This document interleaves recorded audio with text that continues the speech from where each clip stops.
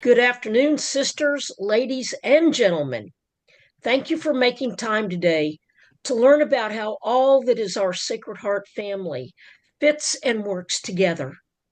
We are all on the receiving end of mail from Sacred Heart groups, which might be confusing. Thank you, Sister Ann Dyer, for agreeing to help us sort and understand the ties that bind. First of all, before I give Sister Dyer's bio, I would like to do a prayer, the Sacred Heart Goals prayer, in the name of the Father and the Son and the Holy Ghost. Amen. Gracious God, instill in each of us a bold faith, a deep respect for intellectual value, a passionate desire to serve others, especially those in most need, an instinct for building community, and a profound and honest commitment to our personal growth. May we always act as persons of courage, confidence, and integrity. Amen. Father, Son, Holy Ghost. Amen. So thank you, Sister Dyer, for agreeing to this. Sister Dyer is a native Washingtonian. She graduated from Stone Ridge in Bethesda, Maryland. She went on to earn a BA at Wheaton College and then entered the Society of the Sacred Heart at Kenwood in Albany, New York. She later completed a master's in history from Manhattanville College and an MSA from the University of Notre Dame in South Bend, Indiana. After completing her noviceship at Kenwood, she found herself welcomed at the newly founded School of Carrollton in Miami, Florida, where she remained for 3 years. After a short stint at Eden Hall and a summer at the newly opened Stewart in Princeton, New Jersey, she went on to prepare for final vows as Je sais Pierre outside of Brussels, Belgium. After making her final vows, she returned to Stone Ridge in 1968 as Dean of Students in the upper school, then head of the lower school, and finally she accepted the position of headmistress in 1984. There she remained until her first retirement in 2006. 1 year later, in 2007, she accepted a position as interim head of the lower school at the Nantucket New School in Massachusetts. That continued for 13 years until her second retirement in 2020. However, the needs of the neighborhood brought her out of retirement again and into the service of homeschooling during COVID. Finally semi-retired, she now serves on the Board of Trustees at St. Philomena's School of the Sacred Heart in Portsmouth, Rhode Island, and on the Board of Trustees at Sacred Heart Academy in Bryn Mawr, Pennsylvania. On the Conference of Sacred Heart and on the Conference of Sacred Heart Education. She says that the Ministry of Education is what she does, and that's to Board of Trustees, also educating boards of trustees, which is, I think, one of her most important tasks personally. So good afternoon, Sister Dyer, and welcome and thank you for being here. Take it away. Thank you, Debbie. Well, good morning, good afternoon, good evening, wherever you are, and welcome to this webinar. It's a pleasure to be with you today.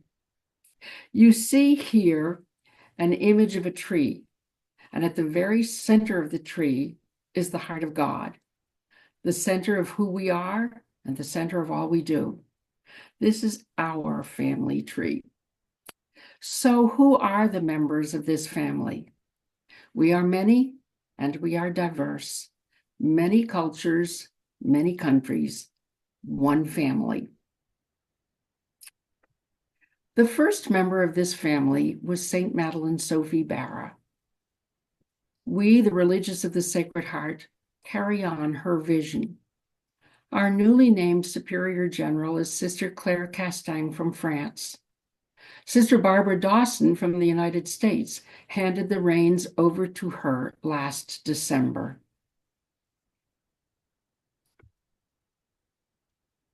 During the chapter of 2024, we confirmed the configuration of new provinces. As we pitch wide our tents, our new province will include the Antilles, Puerto Rico, Cuba, Haiti, Mexico, Canada, and the United States. This is how the numbers look. In the United States, Canada province, we are 185. In Mexico, we are 53. In the Antilles, Puerto Rico, Cuba, we're not in Haiti right now because it's not safe, we are 18. And that's a grand total of 256. That's not many. As we diminish, we welcome the words of Sister Castang, who reminded us that we are called to do for the next generation what our sisters have done for us, make room for the new.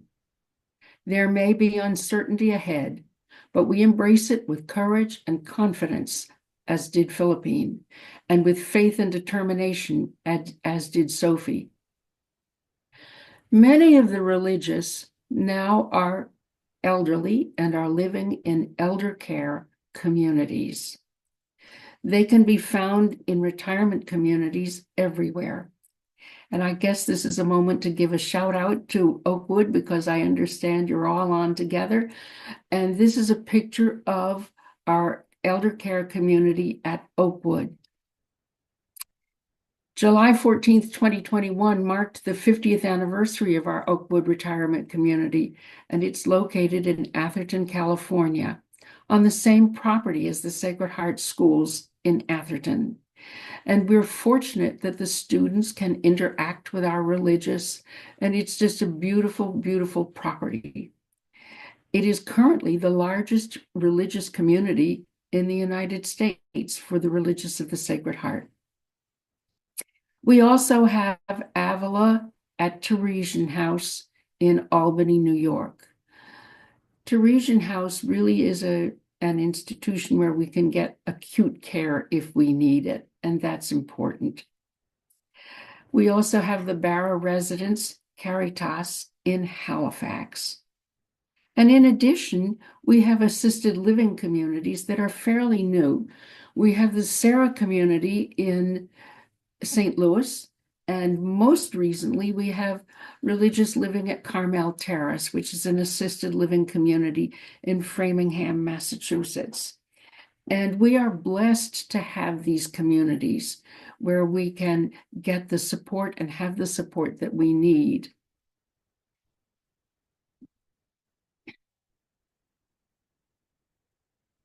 Our mission is the mission and vision of St. Madeleine Sophie, to make known the love of the heart of God, to glorify the heart of Jesus.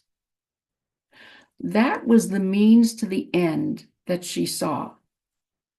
The means to that end, that was the end rather, it wasn't the means. The means to the end were very clear. And she wanted us originally to do the work of retreats and to do primarily the work of education. And so those works continue today. Our ministries include spirituality, education, and justice, peace, and the integrity of creation. The spirituality centers, our mission there is to discover and reveal the love of God. Our spirituality is based in contemplation. Our spirituality centers host and offer a variety of programs and offerings.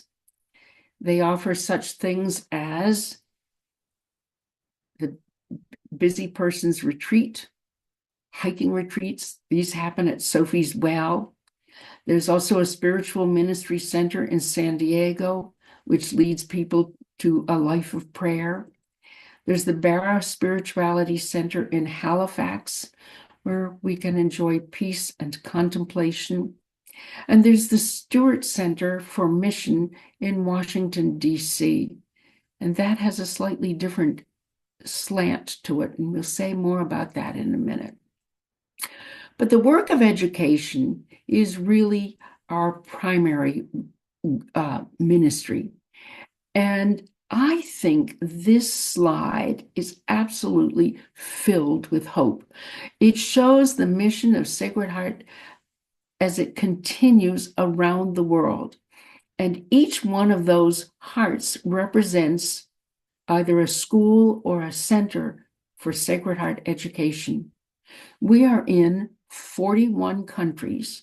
We have over 150 schools around the world, and we all have one mission. I think that's just the most wonderful cause for hope that we could possibly have. Everything is alive and well in spite of things that aren't going so well in our world today. Education in the United States is at our 25 schools of the Sacred Heart. And we have a network of schools in the United States. We have over 10,000 students coming to school every single day in a Sacred Heart school. I think that's exhilarating. I think that's the most exciting thing in the world that you could think of. They're not all Catholic. They're boys and girls, young men, young women, and they have the same experience of life at the Sacred Heart in a contemporary setting. It's not life at the Sacred Heart as many of us knew it and loved it. It's life at the Sacred Heart today in the 21st century, and it's very, very exciting. And we have one philosophy, and it's summed up in the goals and criteria of Sacred Heart schools. So let me say a little bit more about the network of Sacred Heart schools. Who are the members of the network? What do we mean when we talk about the network? Well, the members of the network are the provincial team and the schools are represented by the heads of school and the boards of trustees, particularly the board chairs. So when we have a membership meeting, it would be board chairs, heads, and the provincial team. And they meet twice a year and support one another, challenge one another, make sure that the vision of St. Madeleine Sophie is alive and well. So how was this network born? Well, it was originally, I think, the vision of Sister Kit Collins and a group of very forward-looking headmistresses. Many of you remember in the late 60s and early 70s, we had the problem of diminishing RSCJs. And at that time, we believed, and rightly so at that time, I think, that schools of the Sacred Heart could not go on without us. And so we started closing schools. And it was a time of terrible turmoil. And I know many of you out there are probably alumni of some of those schools that we closed. Norotan, Grosse Pointe, Rochester, Cleveland, Overbrook, Eden Hall. It was just heartbreaking. And then we said, this has to stop. We have to put a stop to this. And Sacred Heart education can and should and could continue without us. And how are we going to make this happen? Well, then we had the chapter of 1970, and there the society said, yes, we must plan for the future. We must have a network of Sacred Heart schools that will go on without us. And so that led to the first creation of the goals and criteria, which were first published in 1975. And the goals and criteria date right back to St. Madeleine Sophie in their principle. The first school was at Amiens, and that was 1801. And St. Madeleine Sophie wanted the studies to be rigorous. She wanted the children to have a lively faith. And so that that easily became expressed in a deep, a personal and active faith in God, and a deep respect for intellectual values, and a social awareness that impels to action.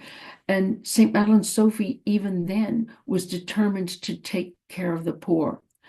And then we said, well, we also need to address the social emotional needs of children. And we were really quite ahead of our time back in 1975 when we published these. And we added the goals of the building of community as a Christian value and personal growth in an atmosphere of wise freedom. That was very forward looking. So what is a Sacred Heart school today? Well, it's three things. It is Catholic, it is independent, and it is Sacred Heart. Now, what does that mean? To be Catholic means that we serve at the pleasure of the local ordinary, and we are under the auspices of the Catholic Church, and every school in the network is a Catholic school. That's essential to being a member of the network. The school is independent. An independent school means legally that it's a 501c3 school institution. It has an independent board of directors or board of trustees, and it's accredited by an outside accrediting agency. And finally, it is Sacred Heart. It is founded on the mission and vision of St. Madeleine Sophie.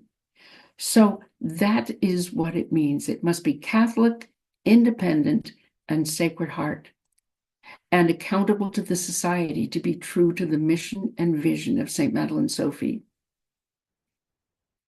So how is this network organized? It is an institution and it needs to be organized. We have an executive director by the name of Sheila Haggis. And Sheila is a former head at Duchenne in Houston, in Omaha. And she is assisted by Amanda Codina, a graduate of Carrollton and a former dean of students at 91st Street. They ensure the vitality of the mission throughout our schools, and they offer incredible programs and activities. Students of the Sacred Heart have opportunities to do summer projects together. They have opportunities to do exchange programs. Faculty have opportunities to network. There are meetings of librarians of the Sacred Heart, meetings of deans of students, meetings of heads of lower schools, and so on. You get the idea that they are able to come together thanks to the work of the network, thanks to the sponsorship of the network. But for me, I think one of the most exciting programs that they sponsored was the Sacred Heart Summit that was held in Chicago last September. It was an extraordinary time. And religious of the Sacred Heart were all invited, students from every school, faculty members from every school. We all came together in Chicago and had an opportunity to get to know one another, to form community. Many of these students had never met or even seen a religious of the Sacred Heart. So that was a wonderful experience for many of us to be able to interact with students today. We had an opportunity to meet teachers.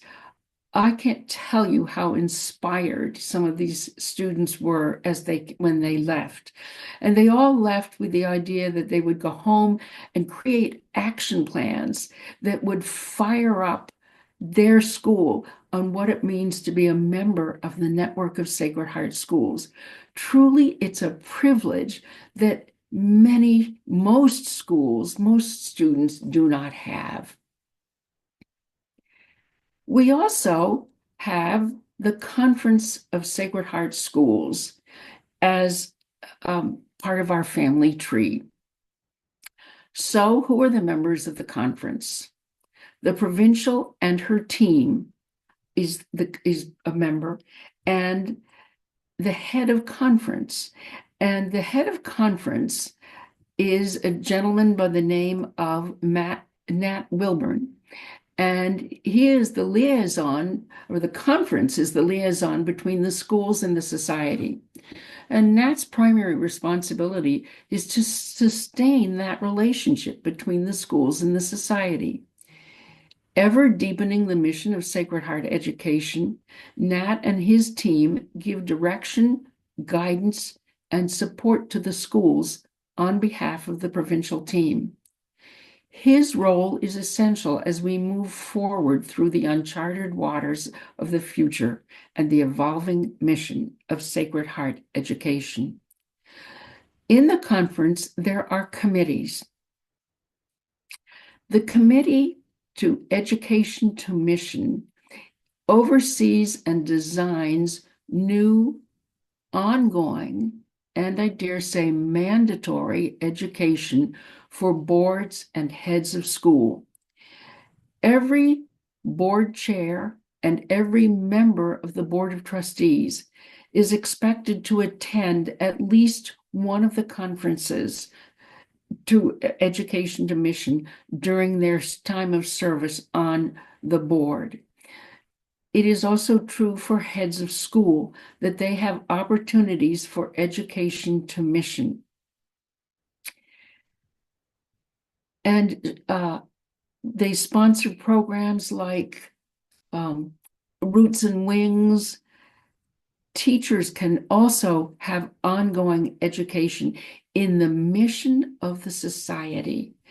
And it's very essential to the life of every school today to be part of this ongoing education. There's also a committee on governance, and that attends to how governance structures support the mission. Everything we do is to support the mission. And bylaws and articles of incorporation are legal documents about the society's mission. Now, laws change, rules and regulations change, and so it's important to have a committee of the conference on governance that helps us with our bylaws and legal documents. And finally, and maybe most importantly, but I guess all of the committees are important, is the Sacred Heart Commission on Goals, fondly known as SHCOG, and it provides a system of accountability. Its mandate from the society is to design a reflective process whereby a school community holds itself accountable for living according to the goals and criteria. Every 5 years, each network school is required to engage in what we call our SHCOG evaluation. And we'd like to say it's not an evaluation. We like to think it's a conversation. But really, it's a moment for each school to evaluate itself, to say, are we living the mission of Sacred Heart schools? Are we doing all that we can to live and exemplify the goals and criteria? This experience is not like the evaluation that you would have for accreditation, where you fill in the boxes and check off the list and do things like that. The Sacred Heart Commission on Goals, the SHCOG evaluation, is really just a conversation to say, is this what we want to be? This is what we want to be. This is who we are. How do we get to where we want to be? And it involves the entire community of a school.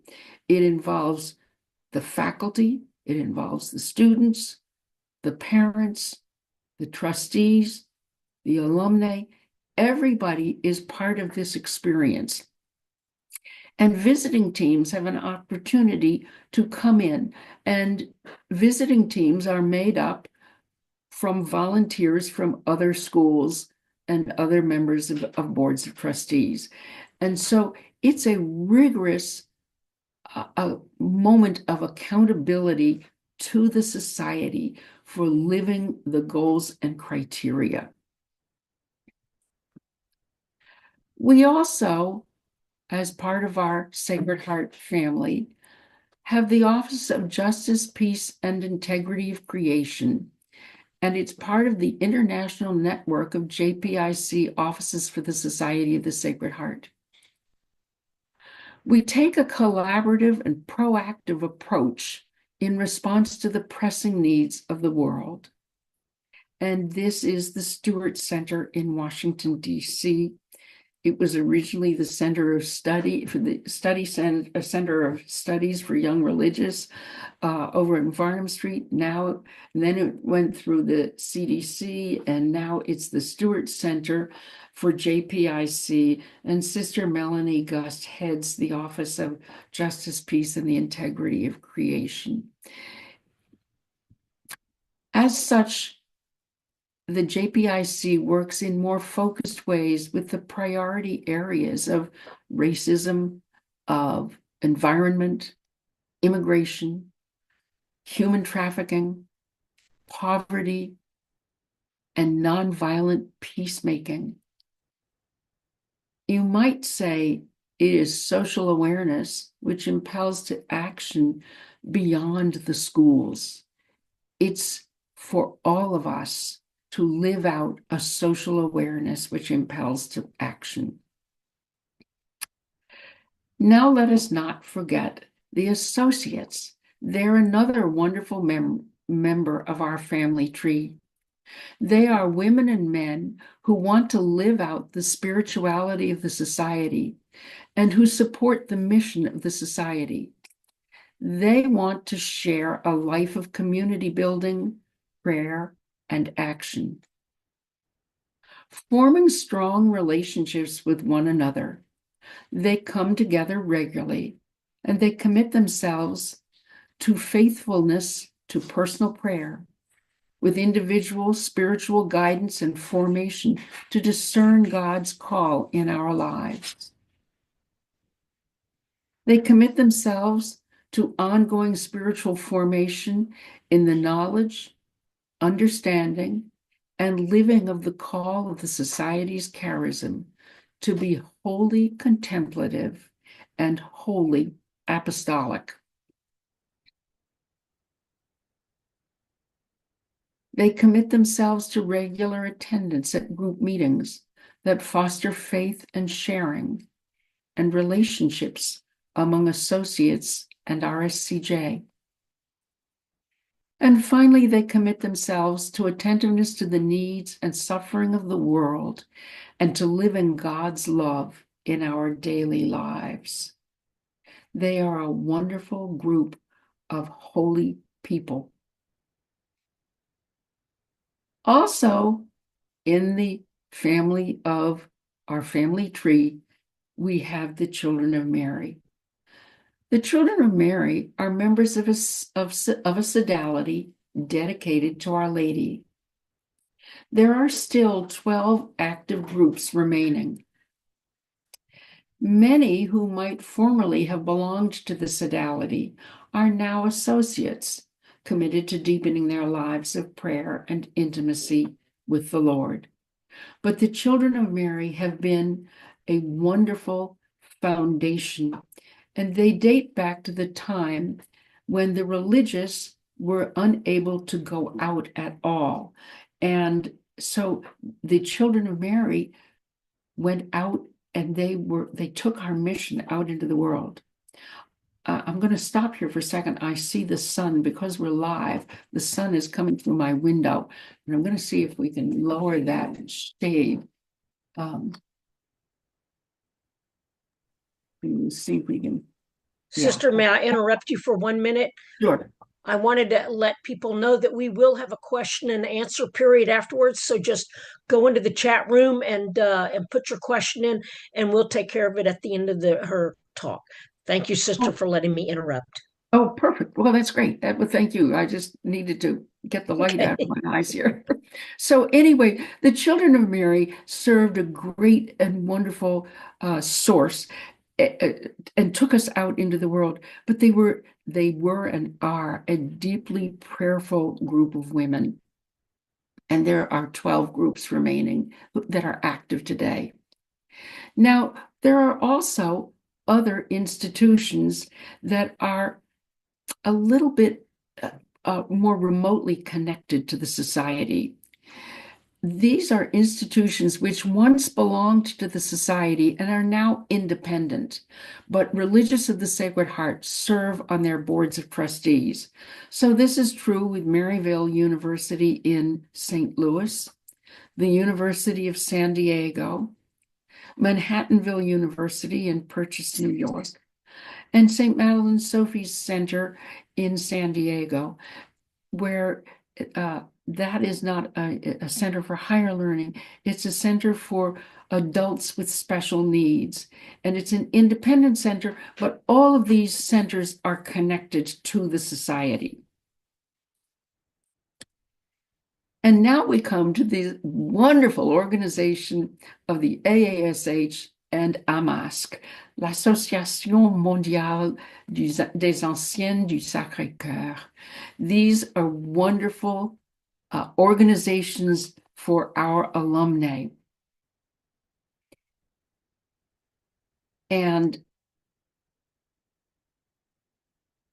we look back with gratitude to the brilliant concept of the AASH that dates back to the 1930s.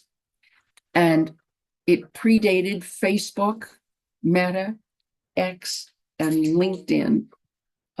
Another live moment. I'm being harassed by spam. And it was a way of introducing Sacred Heart graduates to one another as community and as professional associates. Today, the purpose of AASH, and now I'm quoting here, is to foster a spirit of unity and ongoing communication among alumni and their respective associations throughout the nation and the world. AASH supports and promotes the network of Sacred Heart schools and other ministries served by the Society of the Sacred Heart. AASH commits itself to nurturing in its members dedication to faith development, intellectual values, respect for personal integrity, community, and social service, and the unique philosophy of life that is rooted in the Christian vision of St. Madeleine Sophie. So now that's looking back, but looking forward, we look forward with courage and confidence, and we see that there are 40,000 members of the AASH. Members make a difference.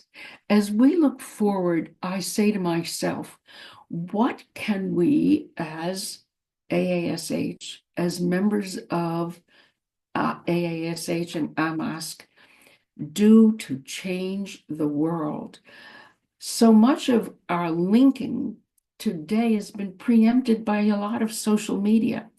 But what I would also say is that what I would hope that every graduate would do would be if you would include your Sacred Heart school in your resume, in your Facebook page, in your LinkedIn page, because that is something that says to the world, I'm a Sacred Heart graduate. And we all find each other. I will tell you, when young people go off to college, it takes them not more than a week, I don't think, to find every other Sacred Heart student at their college. They find them very quickly. They come together like little magnets. And I don't know how it happens, but it does happen.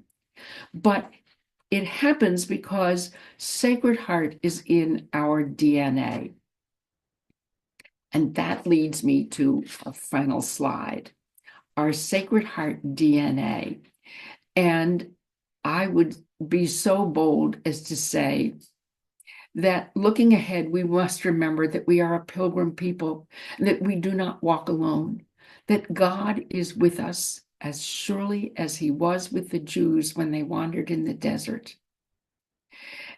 And I guess I want to say, if there's anyone out there, if there's any one of you or someone you know who thinks she might have a vocation or call to religious life and would like to know more about the society, I urge you to contact Sister Reina Gonzalez, who is the founder and director of Sacred Heart DNA. She provides opportunities for young people to search together to see where God may be calling them. So I urge you to reach out to her if you think that you would like to perhaps be connected in a more intense and root sense. So, folks, thank you for this opportunity to engage with all of you this afternoon. It's been an honor and a privilege. Thank you.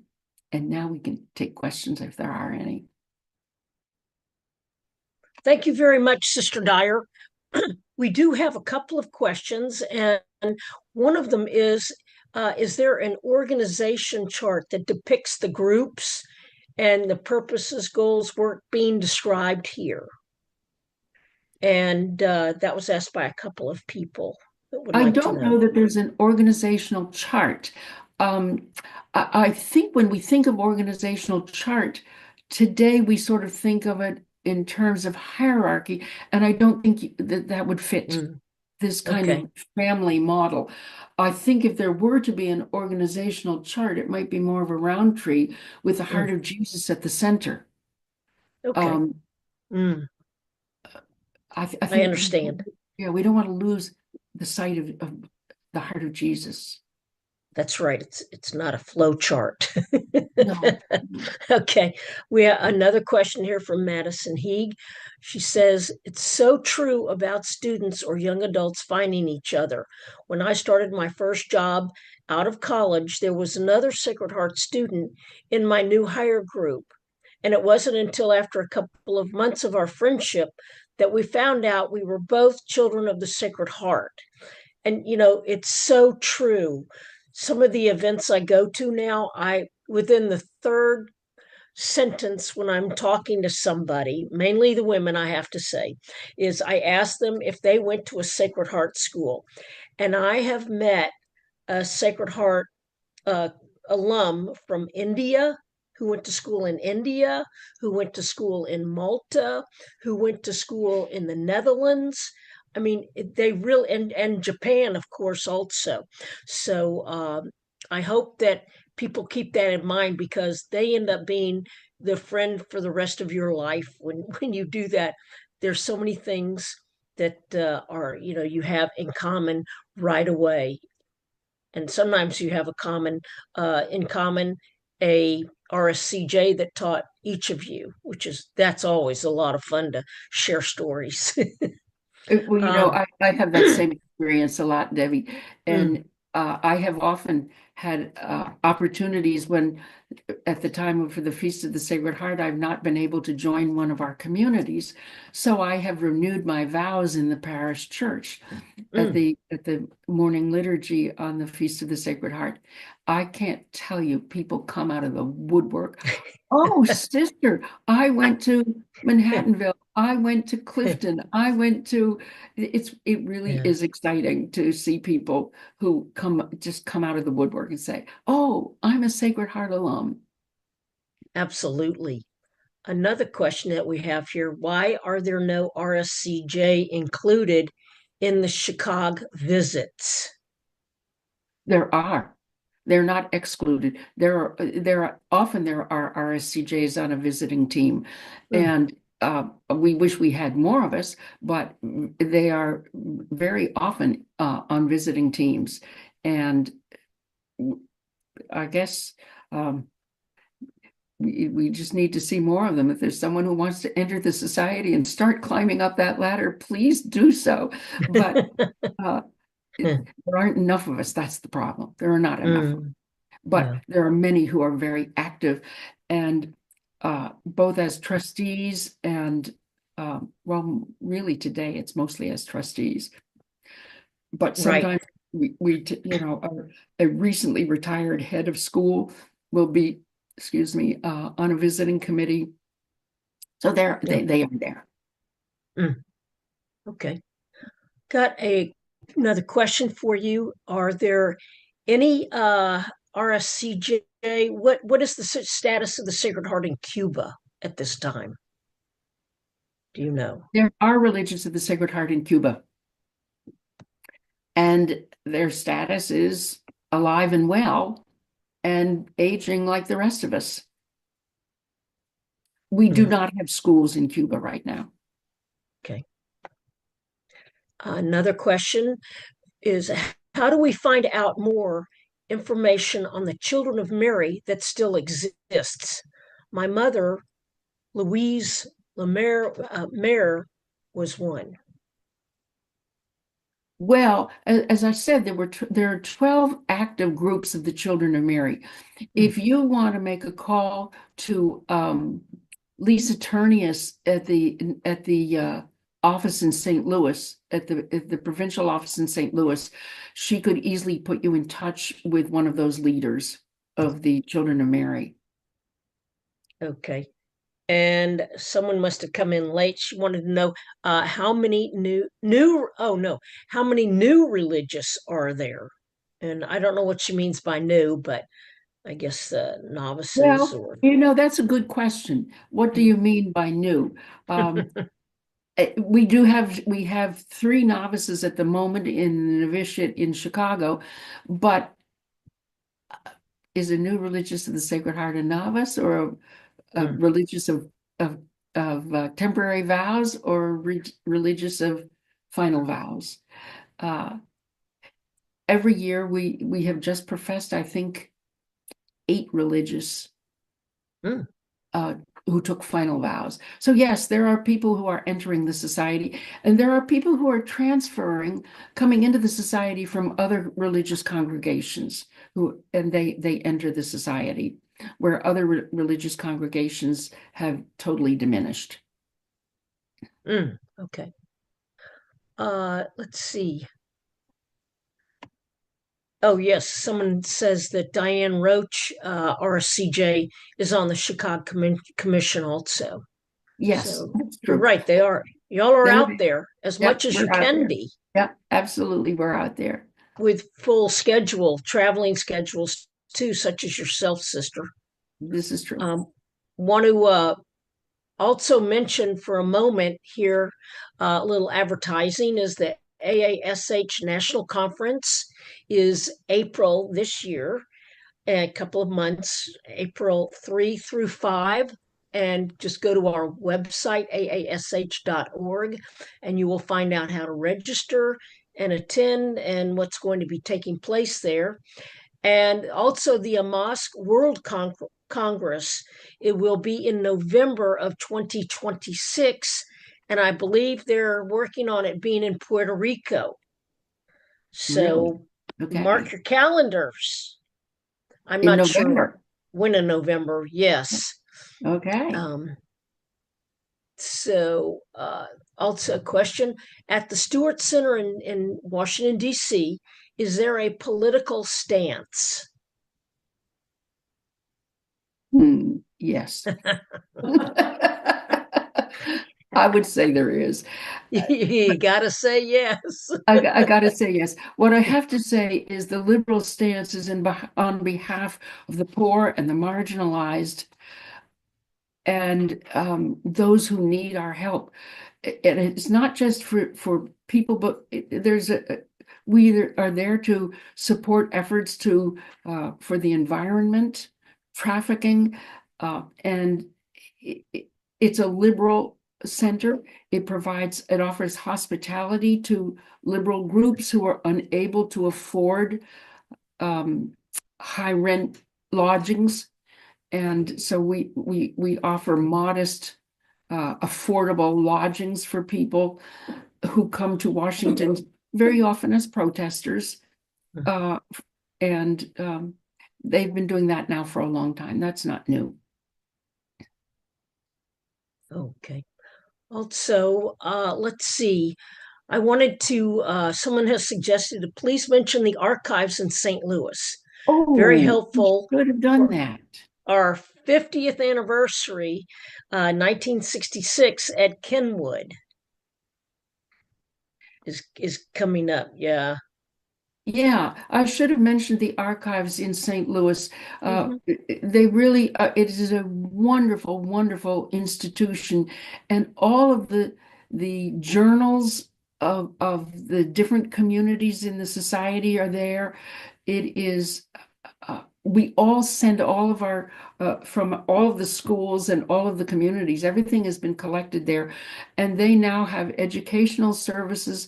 There was just recently where children at Villa took a day and went to visit the archives in St. Louis. And really, the thanks to the origin of the archives goes to Sister Mary C. Wheeler, who really was an historian and archivist and organized the archives, and they have been kept going beautifully by Sister Fran Gimber and those who have followed her, Sister Lynn Osick, and I'm sorry the name escapes me right now of the gentleman who's heading up the archives right now, but we owe them a great debt of gratitude also for the archival work. Mm. And I guess along that line, we would also say that there's a little museum in uh, in Grand Coteau. We don't want to forget Mm. that. Oh, yes. Yeah, yeah. That's right. So Father they, Berkman's yeah, yeah. Those are um, great. is there. There's also, they have a great little archive at St. Charles in the Little shrine museum there. there. Yes, they do. And yeah, but there is a lot everywhere. I wanted to let everyone know also that AASH.org can help connect alums and just email us any questions that you have, and we'd be glad to answer them for you. That's why we're here, is to help all the alums connect. And anybody that's in your area, we might be able to help you with that too. So look over the AASH website, and it's got a lot of very useful pertinent information in there. You might be surprised, pleasantly surprised. So let's see. Let me see. Oh, Michael Para is the archivist that I Thank think you. you were trying to Uh, remember, sister. Michael, I owe you an apology. Thank you. Okay. um, let's see. And then, wait, sorry. Let's see. Question. Let me see. We've got, sorry, my screen is moving all around. Um, oh, they wanted to know if you have, if the Sacred Heart has thought about staffing an outreach position to help associates, alumni, and Children of Mary groups. Well, yes, I certainly think that's happening. The Children of Mary, most of them, I think, are associated with a school. So that school certainly supports them, gives them space and things like that. Same thing is true for the associates. Um, they often have meetings at the school or at one of their homes. But yes, there's support for those groups. Mm. Okay. I've got another question. I am on the local board at Sacred Heart on Sheridan Road in Chicago and a delegate to the AASH conference. What is the role of Jesuits in Sacred Heart activities, especially given the politics of the day in DC and the Sacred Heart values just described? There's no official role for the Society of Jesus in the Society of the Sacred Heart. We owe a great debt of gratitude to Saint Ignatius, and many of our institutions work very closely with the Jesuits and are often have the pleasure of working side by side with Jesuits who say Mass for us and work with us, but we don't have any official alignment with the Society of Jesus. They Mm. look to us for help and we look to them for help. And some of us are on their boards of trustees and some of them are on our boards of trustees. But there's nothing formalized that I know Okay. of. Mm. She says, when woman says, thanks so much, Sister Dyer, my observation has been that the newly professed these days are largely from Africa and Asia. Is that accurate? Do you find that a source of hope for the future? Yes, and yes. I think that the society is flourishing in Indonesia, in the Philippines, in Africa. And we certainly have to keep our religious in our prayers in Africa, by the way, particularly those in the Congo at the moment, Mm, because of the ruthlessness and the danger. mm, But we have big schools there, and yes, we are getting vocations in those places. That is absolutely true. mm. All right. Another, let's see, Virginia Baldelli says that our Children of Mary group meets at Broadway, Convent of the Sacred Heart. Wait a minute. Uh, it's jumping around. Of the Sacred Heart and the RSCJ from Oakwood come to visit and give lectures at our monthly meetings. Marley Hearn, who's our local director, is also an associate. Jenny Maloney, Baldelli, Sheraton Road, and Barra College is essence. So that's great that they're so the Children of Mary they're so active, that group. Thanks for I think letting us that's know true in a that. lot of places. I think Yeah. that's true in a lot of places. And I know in Boston, the Children of Mary meet at Newton Country Day, and the Religious of the Sacred Heart in the Boston area take turns going to their meetings Mm. and That's the presenting. same way with Oakwood. They meet at the Flood Mansion and they have their meetings there because I've gone with them when I was at Oakwood. They do that. So I don't see any other questions. Well, Debbie, you've done a Um, great job today. Thank you. I say we're about at our hour anyway. So, but I'd like to thank everyone for coming on board and being with us this afternoon.